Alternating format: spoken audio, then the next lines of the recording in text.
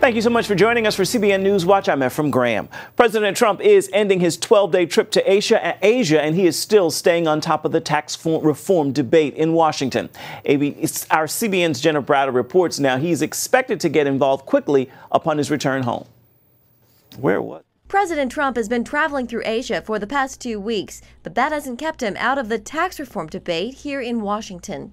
When you get the tax code right, where our local businesses can compete and win anywhere in the world, when Washington takes less of what you earn, the economy does grow and paychecks do grow. Trump has spoken to House Ways and Means Chair Kevin Brady several times, and he's also been tweeting about congressional tax plans.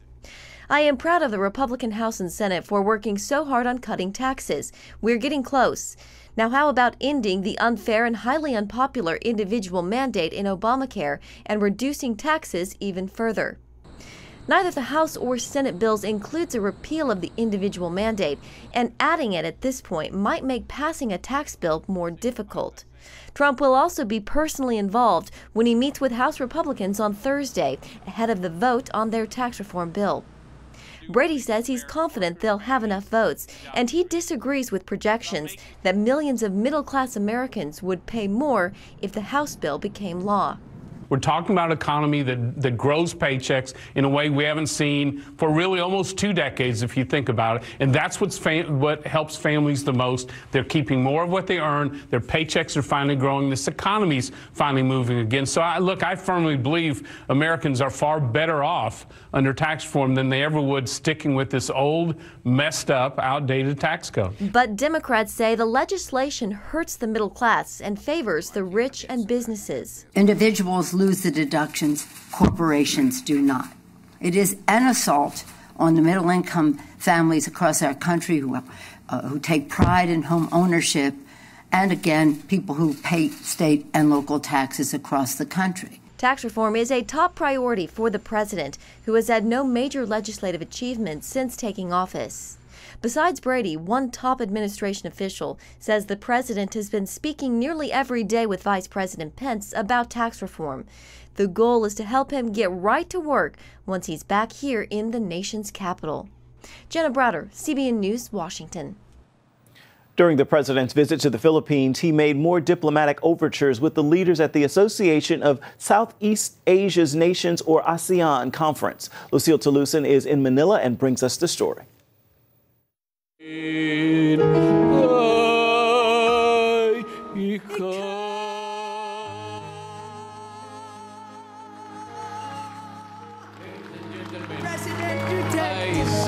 Uninvited duet with Ms. Pilita Corrales upon the orders of the Commander-in-Chief of the United States. This joke made by Philippine President Duterte with President Trump at the gala dinner of the ASEAN summit showed a warm rapport between the two heads of state. And you were fantastic, also very much from the Philippines. A far cry from how Duterte related with the past U.S. administration. We've had a great relationship. This has been very successful. Trump made the remark in a bilateral meeting with the Philippine president, affirming the close ties between the U.S. and the Philippines. They did not talk about alleged human rights violations in Duterte's war on drugs. They did discuss South China Sea, where the Philippines has become a central player in resisting China's increasingly assertive territorial claims. They also talked about combating terrorism in the region. Trump also met with Indian Prime Minister Modi. Modi suggested the U.S.-India relationship is deepening. Trump has embraced the world's largest democracy as a natural ally in efforts to counter China's growing influence in the Indochina region. Contrary to fears that President Trump's America First vision may result in the U.S. disengagement from the Asia-Pacific region, President Trump's participation in the APEC and ASEAN summits has definitely strengthened cooperation with visited countries and will advance America's involvement in Asia. Asia-Pacific leaders agreed to address unfair trade practices and urgently called for the removal of what President Trump referred to as market-distorting subsidies. The change in the trade language shows the influence of Trump's America First policy. Trump also volunteered to be mediator for countries in the territorial dispute in the South China Sea. Obviously, this is a major departure from U.S. foreign policy previously, which said we were neutral and that we did not have a stake or a claim in the South China Sea other than continuing freedom of navigation for all international players. This is a critical sea lanes for trade, and it really is important. And President Trump's weighing in to the actual disputes between China and the other claimants is an interesting development, and we'll watch that space carefully. Other matters of grave concern discussed by world leaders here are the denuclearization of the Korean Peninsula and ending the violence that is causing the mass migration of Rohingya refugees. Myanmar State Councilor Aung San Suu Kyi said that the credibility of ASEAN is on the line if it does not solve the Rohingya problem. With President Trump at the ASEAN conference, Lucille Talusan, CBN News, Manila. Embattled Alabama Republican Senate candidate Roy Moore is denying the latest allegations against him.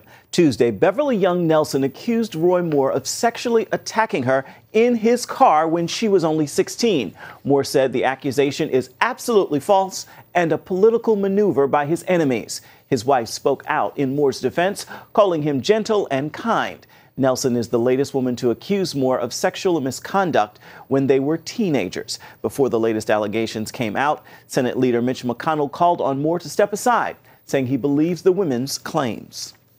The FDA has approved a drug that lets medical professionals know if patients are taking it or not by using an ingestible sensor.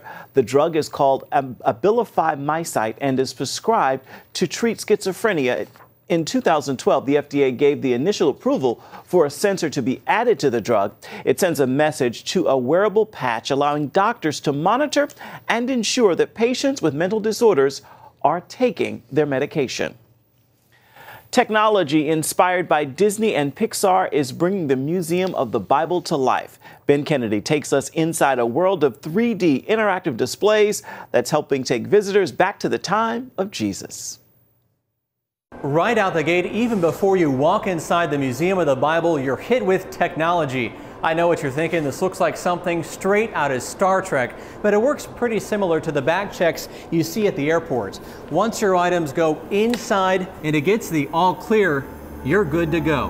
Once inside, your eyes are drawn to an awe-inspiring 140-foot digital canvas. The idea is just to really set the tone when you walk into the museum. And Jeff, right now we're looking at what appears to be stained glass windows. Exactly. Then it's time to pick up a tablet featuring cutting-edge technology, bringing the Bible to life. You just simply place the device onto the table, and it will actually start a session to where they can personalize their tour experience. So I gave it a try. So if I wanted to go to Bible Now, it's on the second floor? Yep, and you can add it to my tour. Okay. Hit start my tour. And that's it? That's it. That's easy. You just start walking. The elevators are lined with digital screens that transport you to ancient Israel. And it may take some time to get there. We're here. Awesome. The tablet helps guide you to the world of Jesus, a journey that could make you hungry. I don't know about you, Jeff, but I am full. Oh, let's go walk it off. Let's do it. All right, I'll help you out. Oh! Don't forget the guide. Need that. In all seriousness, you can use the tablet to make a restaurant reservation or even translate a sign. You just simply tap this button here. It will then turn on the camera and use augmented reality to actually recognize that sign and then return the text of that sign into your language of choice. The final stop is upstairs at the World Stage Theater, featuring 3D projection mapping. And it will project on the ceiling, on the walls, the front proscenium, the front screen, the walls behind you. What does that do for a viewer's experience? Oh, it completely immerses you into the scene. What we're really trying to do is foster engagement with the content of the Bible. We're trying to activate learning and really open up access. And technology is just a really great way to do that. The Museum of the Bible is already thinking about the what's next. In 2018, they plan to open up a virtual reality theater. How cool is that? For CBN News, I'm Ben Kennedy. And you can find out more about the new Museum of the Bible by going to cbnnews.com. We have a special behind-the-scenes coverage leading to the museum's grand opening that is happening this Friday.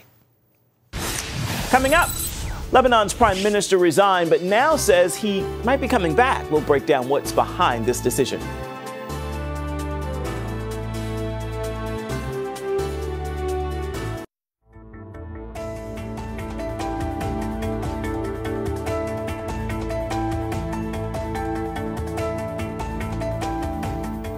Rescue workers are working quickly to save people trapped under debris after a powerful earthquake hit Iran and Iraq.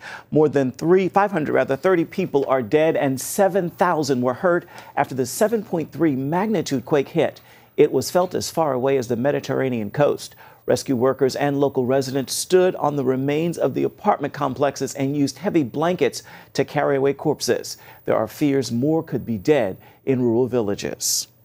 Well, following his surprise resignation, Lebanon's former prime minister says he's ready to return to his country and change his decision if Hezbollah agrees to stay out of regional conflicts. As our Chris Mitchell reports now, Israeli Prime Minister Benjamin Netanyahu warns that resignation is another sign Iran wants to dominate the Middle East. When Israelis and Arabs, and it's all the Arabs and the Israelis, agree on one thing, people should pay attention. We should stop this Iranian takeover. Netanyahu spoke to the BBC after Hariri resigned, saying he feared a possible assassination attempt. Hariri made his announcement from Saudi Arabia, a longtime U.S. ally spearheading the Arab world's campaign against Iran. He also accused Iran's powerful Lebanese proxy, Hezbollah, of taking over his country. We have to admit, Lebanon is not a state. It's a unique creature which is run by Hezbollah, and Hezbollah is run by Iran. So at the end of the day, it's an Iranian tool in the Middle East. Israeli Minister of Education Naftali Bennett told CBN News, when you look deep into the Middle East conflict, you see Iran pulling the strings. Iran basically sending its arms, sort of like an octopus, and trying to create a regional domination and subjugate the various people there. And it's the big battle of this decade, at least, between radical Islam and rational players and Israel together. And we're fighting radical Islam. Those rational players include Sunni nations, Egypt, Saudi Arabia, and the Gulf states. They see Shiite Iran influencing more countries. What we're seeing is Iran is trying to create a regional hegemony from Tehran through Iraq, Syria, and ultimately Lebanon and the Mediterranean in order to create an empire, a Persian radical Islamic empire. This would be a threat not only to the region, not only to Saudi Arabia and Egypt and the rational players and, of course, Israel, but to the world. We will not let that happen. Bennett also calls any provocation by Hezbollah in Lebanon an act of war. That is tantamount to a declaration of war between the state of Lebanon and the state of Israel, and we will retaliate. Bennett wants the U.S. to know Israel is on the front lines of this battle. We're surrounded by hundreds of millions of radical Islamists who want to destroy not only Israel, but much of the world. So by strengthening Israel, in fact, we're strengthening the free world, because Israel is at the forefront of the battle between medieval Islam and modernity and the free world, and we will win. Chris Mitchell, CBN News, Jerusalem. Still ahead, we're sitting down with Devon Franklin. The Hollywood producer breaks down his commandments for success.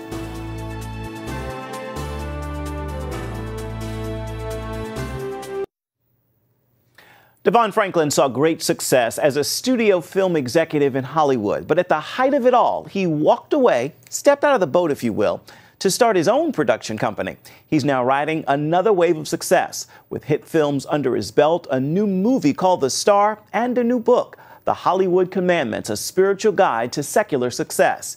He's talking about both in this week's Studio 5 interview. Here in Hollywood, Devon Franklin isn't your typical film executive. This behind-the-scenes movie maker graces magazine covers.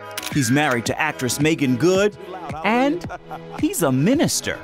You have to have purity, intention, integrity in your motives. Hallelujah, somebody. Succeeding against the odds is a familiar script. Don't ever let somebody tell you you can't do something.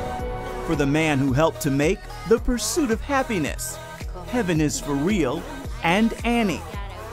In this latest chapter, Devon travels the country sharing his story and wisdom from the pages of his latest book, The Hollywood Commandments, a spiritual guide to secular success. Too often, people of faith think there's no value in secular environments, especially a place like Hollywood. Well, I can tell you, Hollywood is one of the longest standing industries in the country.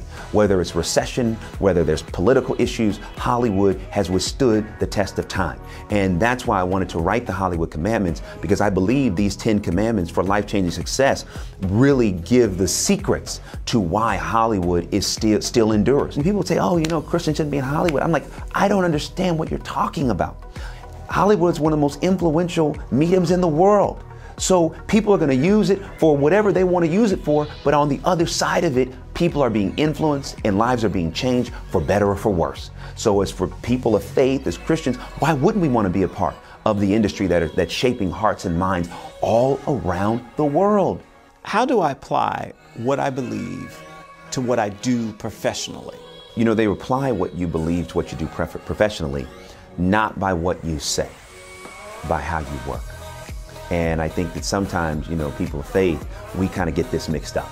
We think it's about what we say, and then, what we do, that's a whole other thing. Well, no, I believe that the loudest sermon that we can preach is how we work. That is the greatest way to articulate what you believe, what we believe, because the bedrock of our faith should be service. To me, in my experience, having worked in Hollywood for 20 years, that has been the loudest way to advocate or to talk about what I believe, by people seeing it in my work. Before I let you go, I have to ask you about the film, The Star. What do you want people to know about this project? I want people to know about The Star. This is an animated movie. It's my next film. It comes out November 17th in theaters all around the country. It's the story of the nativity, but from the animal's point of view. Herod is up to something. Mary needs help. We need to save her. You're in danger. You need to listen to what I'm about to say extremely carefully. Do you want a belly rub? I mean, people are going to love it. I mean, it's about the birth of Jesus, but you see it through the animals that were involved in making sure that Jesus was born according to the prophecy underneath the star. We get Gina Rodriguez and Zachary Levi and Keegan-Michael Key and Stephen Yun and Adie Bryant from SNL and Oprah and Tyler Perry and Tracy Morgan and Kristen Chenoweth and Kelly Clarkson, all right, and Patricia Heaton, Anthony Anderson, Delilah. I mean, we were able to get all these incredible voices because the story and all of these incredible talents wanted to be a part of telling this story and introducing it to this new generation. So to wrap this up, how about you give us a scoop on what's next for Franklin Entertainment? Yeah, my next film is The Impossible. It's the story of the miraculous recovery of John Smith, who back in the beginning of 2015, he was a young kid who was on the ice. The ice, began to crack. He went on the ice with his friends to take a selfie or take a picture, and the ice began to crack and he drowned. And his mother, Joyce, when they called her into the room to say goodbye to her son, who was dead, she said, I don't accept that. So instead of saying goodbye, she went over to him, put her hands on his feet and said, Holy Spirit, bring back my son right now. And guess what? His heart started beating again. And so my next film is telling this miraculous story called The Impossible. The book for The Impossible comes out in November, and it's written from Joyce, the mother of John, who CBN has done a story on, and and the story's gotten a tremendous amount of attention. And so that's the first movie that I'm going to be making underneath my new deal with Fox. That book is in stores right now, and The Star comes out, will be in theaters around the country this Friday. Stay with us. There's much more of CBN NewsWatch straight ahead.